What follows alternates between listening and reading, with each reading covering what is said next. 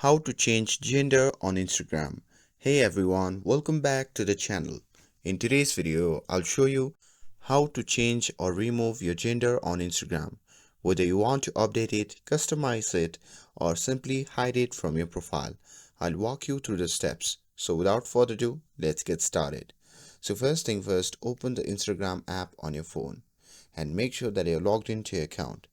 And once you have opened the app, simply tap on the profile icon shown in the bottom right corner of the screen.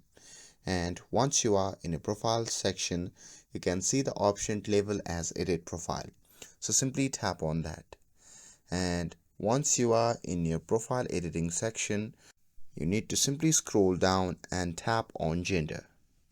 And here you will see four options: male, female, custom, which allows you to type in a gender identifying by your choice, and at last, prefer not to say, which hides your gender from your profile.